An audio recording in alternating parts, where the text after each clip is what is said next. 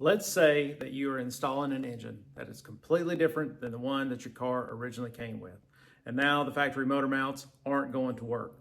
Or you've changed the front suspension and cross member and new motor mounts have to be fabricated and installed. Or, like in my case, it's both. So what do you do? How high do you set the engine? Where do you set it? At what angle do you set it? That's what I'm going to be discussing in this video. Now, what I'm working on here is a 1949 Lincoln Cosmopolitan. It's got a custom-built front subframe from Fat Man Fabrications. It's got their Mustang 2 crossmember and their front suspension. The engine and transmission that I'm putting in it is a 4.6 liter V8 with a 4R70W transmission. That's from a 2007 Mercury Grand Marquis. Now, as you can see, it's just kind of loosely sitting in here. But before you can even get to this point, there's some things that need to be done before you even think about getting out the engine hoist. So let's go over that. So the first thing you need to do is to establish ride height. Now, depending on your suspension setup, there's different ways to do this. On this car, I installed Ride-Tech's Universal 4-link with coilovers. I need a creeper. Now, for mock-up purposes, I took some scrap square tubing and made what I call setup bars and bolted those into place where the shocks go. Now, you can make these as elaborate as you want to. You could take all thread and make them adjustable so you could play with your ride height, but in this case, I knew where I wanted the ride height to be, so I just made them to that. Okay, so if you're using leaf springs, this job's going to be a little bit more involved. Now, one thing you could do is to bust the leaf springs apart and start removing the leaves until you get the car sitting where you want it to sit. And at that point, you can make your setup bars and bolt those into the shot locations. Now that's going to lock your ride height in place. If you do go that route, just be careful taking them apart. And I mean, that's just a suggestion. You may have a better way of doing it.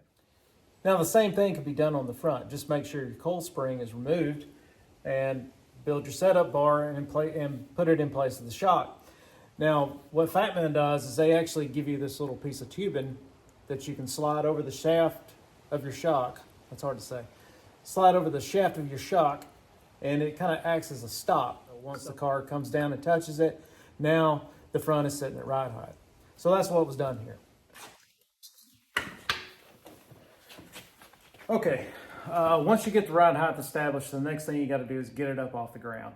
Now, one of the best ways of doing that is these wooden jack stands. I guess that's what you call them. I don't know what else to call them. I mean, I keep seeing wheel cribs, whatever. I actually did a video on how to make those if you want to check that out, or if not, there's plenty of other videos you can watch. You don't have to watch mine. It's not going to hurt my feelings. Now, the reason I say to use these is because the angle of the car here is very important. So whatever it sits at ride height, if it's level, then in the air it needs to be level. If it's got a rake, then whatever degree that rake is what it needs to be when it's in the air. The reason that's important because the angle of the engine and transmission is going to be set relative to the ground. Now, that's presuming that your ground is level and at 0 degrees, which it's not. At least mine's not. I doubt yours is too. But unless you're working on a pretty significant slope, it's probably going to be fine. Close enough anyway. So speaking of engine angle, I'm going to be setting that at 3 degrees. That's with the front of the engine up and the transmission pointing down. I dug out this old drive shaft to serve as a visual aid, but the drive line needs a little bit of angle, a little bit of resistance built into it in order to make these U-joints, well, last. If you were to pull off one of these caps of the U-joint, it's got little needle bearings in it.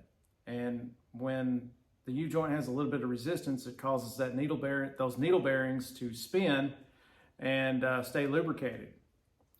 If this were just straight coming out of the transmission, there would be no resistance and the needle bearings would not spin, and therefore they would end up wearing out prematurely and live a very short life. So in this case, a little resistance is good.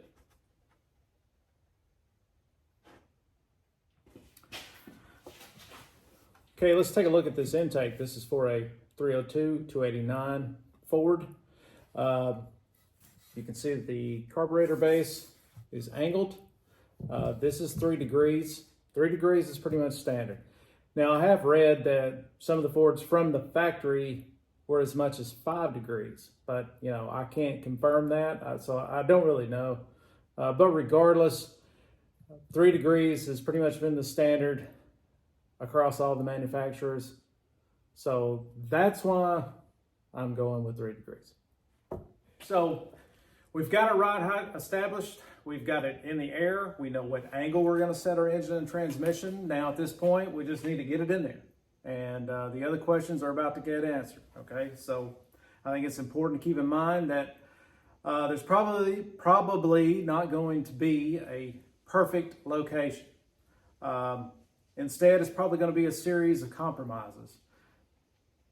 And in my eyes, the least amount of modifications required is going to be the ideal location. Now, there is an exception to this.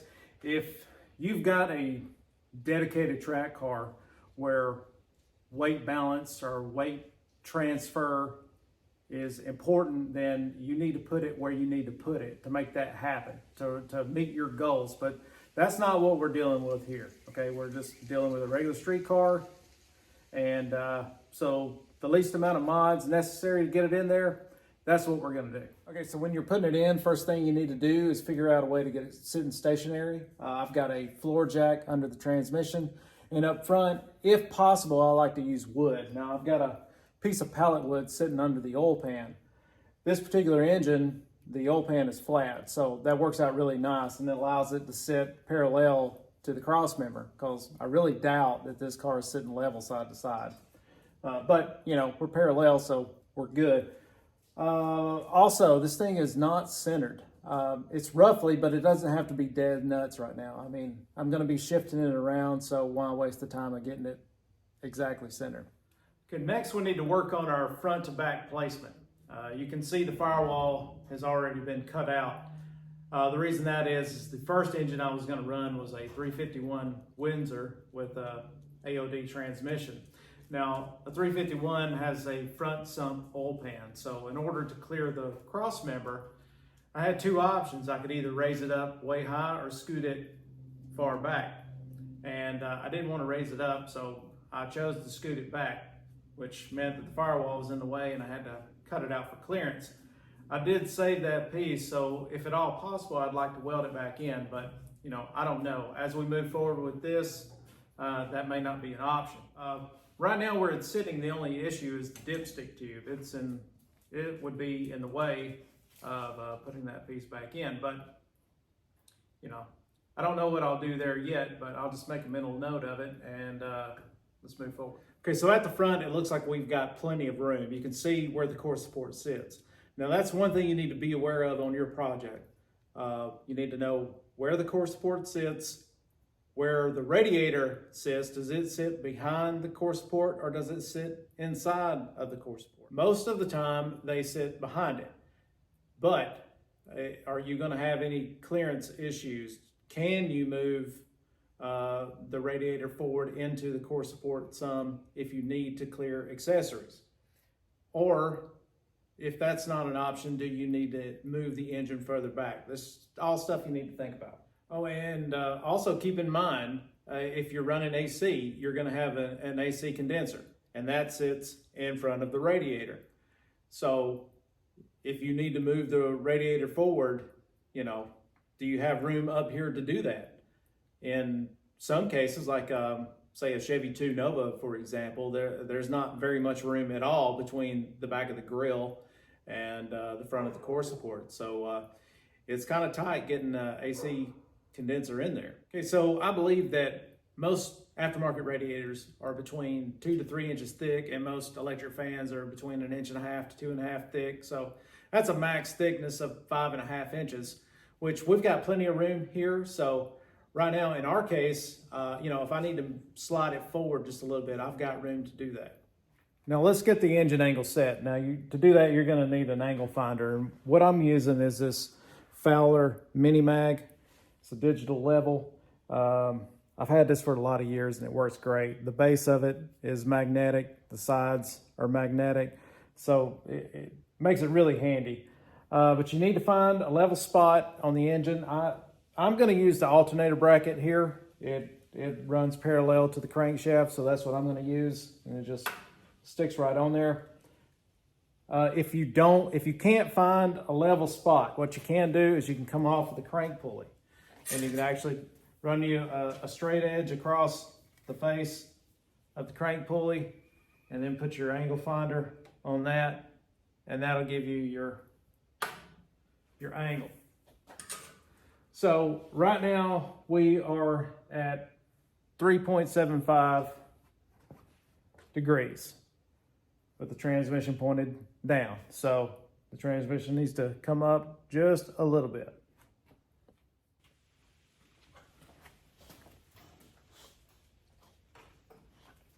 I'm just using the floor jack to raise the back of the transmission. Okay, so our angle is set and we're looking inside here to see where the transmission sits. Now, originally it had a bolt-in transmission tunnel. Now, the factory one is not going to work. You can see how high up it sits. And that's okay because I anticipated on making another one anyway. But if we look at the drive shaft tunnel, and imagine the drive shaft coming out, I mean, there's not much room there at all. There's not enough room. So a new one is going to have to be made all the way back to the rear end. And one that comes up a little higher. And that's okay, but it can't come up too high because the front and rear are both bench seats. And I want to keep that. I don't want buckets. I don't want buckets up front or in the back. So this transmission tunnel or drive shaft tunnel can't come up too high. So we know that the engine and transmission can't come up anymore because it's going to mess up the seating arrangement and make the tunnel too tall. And going down lower would be nice, but the oil pan is already sitting on a piece of pallet wood, which is very thin. So to get it any lower, now we're going to have to get into cutting into the cross member. And I'm really not wanting to get into that. Remember, early on, I said the least amount of modifications is going to be ideal. So if I don't have to do that, I'm not. But I don't know. We're figuring it out. Let's keep going. Okay, so where we're at now, front to back, that's still undetermined. But we know we're not going to go any further back. Up and down, it's set. We can't go any higher. And we can't go any lower without opening up a can of worms. And I don't want to do it.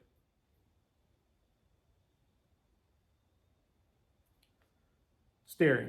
Steering is the next thing we need to look at. This thing originally had a long steering column that was attached to a steering box. And that steering box is bolted to the frame. You can see the holes here. Now the steering box is gone and in its place is a power steering rack. So we're going to need a new column and steering shafts and U-joints. So back in the day, the thing to do if you needed a steering column was to go to a junkyard and get a tilt column out of a Chevy van. But thanks to the aftermarket, that's no longer necessary. There's a couple of companies that make some really nice columns. That's I Did It and Flamin' River. Both of them are, like I said, both of them make really nice columns. You can get them tilt or non-tilt. There are some cheaper options available, but in my experience, they just feel cheap. So they're cheaper for a reason. What I'm going to try to do is I'm going to try to use the factory column. I'm going to cut it loose from the steering box and shorten it and see if I can make that work. But, we'll see. But regardless, there will be a steering column coming out somewhere around here. Now, I'll need at least 2 universal joints and a steering shaft. If you need to, you can add one more universal joint. But if you do, you'll need to add a support bearing. Otherwise, the shaft will just flop around and you'll die. And hopefully, dying isn't on the agenda anytime soon. Now, the oil filter is in a really bad spot. It's right where the steering universal joint needs to go. And regardless of which way we move the engine, front or back, it doesn't fix the problem. And plus, changing the oil, you're not going to want to pull the oil filter off right there. You're just going to get your cross member and steering rack just doused with oil. So I'm going to have to use a remote oil filter. Okay, exhaust. If I want to use the Crown Vic ones, or the Mercury Grand Marquis ones, the driver's side looks like it'll work. There's room for the steering shaft, so I believe with it sitting right here, I can just run 2 universal joints and 1 straight shaft. The passenger side, however, well, it kind of sucks. I mean, there's plenty of room and it'll work, but it doesn't look as nice as the driver's side. But, you know, with the width of this engine, with the inner fenders on it, you're probably not even going to be able to see them anyway. And I'm not real concerned with performance. Is not in this application. This is just a cruiser. But if I do headers, it'll be just for aesthetic purposes only. So for now, I'm just going to carry on with these, but who knows? Okay, so at this point, we've got our front to back placement set. We've got our height set, and we've got our angle set. So now we need to get it centered. So let's get it centered and then start figuring out the motor mounts. Okay, so it's been a few days, but I'm back at it. I just finished getting the engine and transmission centered, and next thing to do is to move on to the motor mounts. Now, there's plenty of aftermarket motor mounts available, and Fat Man actually supplies motor mounts, but I'm gonna make my own, and I'm gonna show you what I had before. Okay, this is one of the motor mounts that I had before when the 351 was in it. This kind of mimics, well, not kind of, it does, it mimics the body mount. And I thought the body mounts looked really cool, and I wanted to incorporate this design into the motor mount. So maybe these can work, I'm not sure. They may be long enough. This is gonna have to go, the 4.6. The motor mount has a stud that goes down. If you're not, I'll just show you I've got a cross member here, and I'll show you how it does. But anyway, so I'll have to do something like that to get that to work. While I'm here, I'm gonna show you a little sneak peek of a new project that we're gonna have. You ready? Here we go. See it? See it? Okay, that's enough. Anyway, just subscribe, you'll see more. All right, back at it, and I have finished modifying the motor mounts. Cut the tube off and did drill a hole for the 4.6 mount. These were a little too short, so I don't know if you can see there, I did have to extend these a little bit. Now, I had to do something I didn't want to do. Now, where the engine was sitting, this actually hung below the frame rail, about 3/4 of an inch. And I didn't want to build a little tab coming up to the frame, and I just didn't want it hanging down below the rail anyway. So to get this flush, then I had to raise the engine 3/4 of an inch. I know I said earlier I didn't want to do that, but it actually helped out. It gave me a little more clearance between the oil filter and the steering rack. Now, yeah, I still got to do a remote filter, but even with the remote, even doing a remote filter, it was still, clearance was really tight. So that's going to help. Another thing I did was I had the engine centered. I decided to cheat it to the passenger side just a little bit, 1/2 of an inch. You can, when I set these two up, hang on. You can see when I set these together, one's about 1/2 inch longer than the other. Anyway, that just gives me a little more room for the steering column, for the steering shafts. So, and you're not going to be able to tell it, so that's why I did that. All right. Now, I got to get these bolted on, and then I'm going to fire up the welder and get these tacked in place. Okay, I've got these motor mounts bolted on. They're ready to tack in place now. Even though the oil pan is flat and it's sitting on wood, the motor still kind of wants to rock a little bit to the driver's side. So I've got a jack and some wood just to hold this side up so I can make sure that this is sitting parallel with the frame. Also, you can see here the oil filter to steering rack clearance is a lot more than what it was, so shouldn't be an issue now. like I said, I'm still gonna do a remote filter, but that gives me a whole lot more space. All right, let's get this.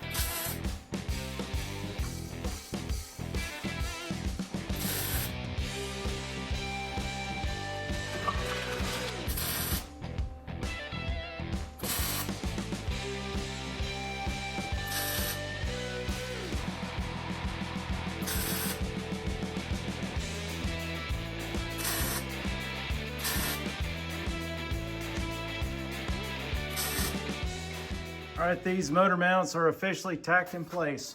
Wood has been removed from the oil pan. I'm not gonna worry about welding these up fully right now. I'll wait until everything comes apart for the final time to paint the chassis, and then I'll weld them up solid then. Okay, so next thing is the transmission.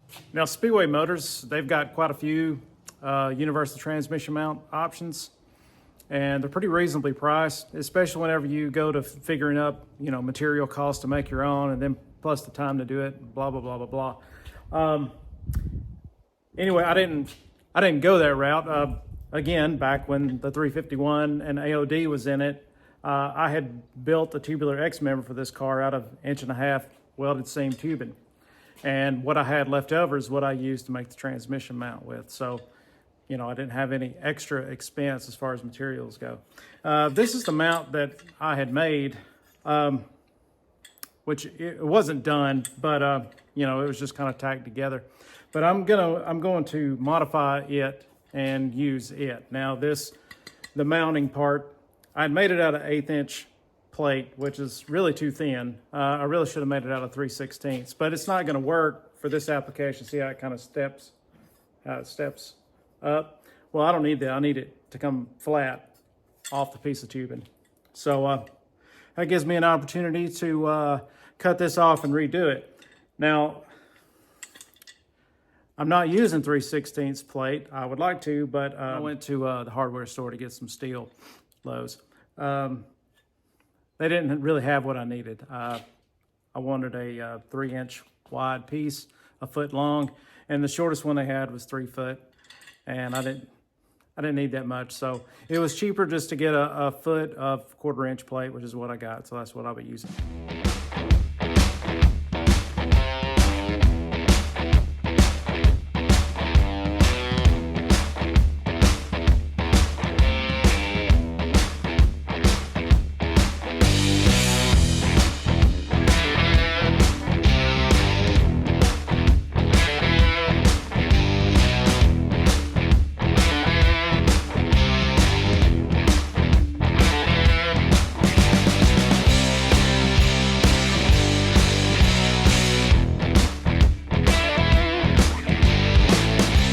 Yeah, still got to make the side gussets for the mounting pad. I'll get that in just a little bit. Right now, I'm worried about mounting it to the frame. So I held this up onto the transmission mount and took a measurement over to the X member, and it was 2 1/4. Now, the problem, here's a scrap piece of tubing. The problem is it doesn't land dead in the middle on the X member, on the tubing of the X member. So I can't just fish mouth cut that and be done with it. Instead, it hits more like that. So I'm not real sure exactly what I'm going to do.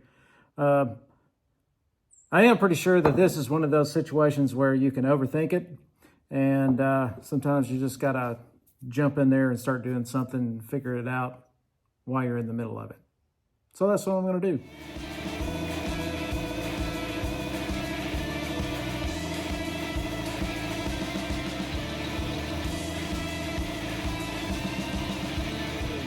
Okay, I got both of these end pieces fitting. See, that's something I could have sat around and thought about that for 3 hours, and this is ready to weld in. But first thing, I need to make the gusset. I'm just going to use these pieces from the first mount that I had made. I cut these off, and I'm going to reshape these and weld these on.